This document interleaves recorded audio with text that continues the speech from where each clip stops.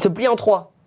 Putain, mais t'es un génie. Comment t'es intelligent comme ça, toi? Tu prends pour un con là, je reconnais. Alors sache que je critique les téléphones portables, je l'ai jamais testé. Ah c'est... Attends, quoi?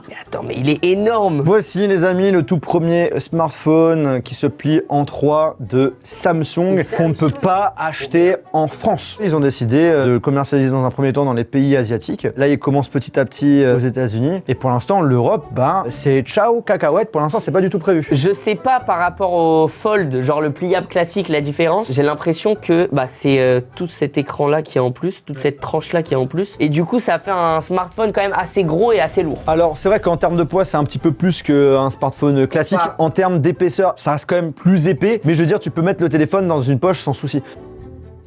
Bon déjà du coup tu peux pas l'ouvrir en deux. C'est le choix de Samsung. Huawei par exemple c'est l'inverse. Et par contre là c'est vrai que ça devient une tablette. Et en fait ce qui est bien c'est que quand tu regardes une vidéo, le format prend pratiquement toute la taille de l'écran. Michou M2LT par exemple, très grand classique. Ah, c'est vrai que là t'es bien.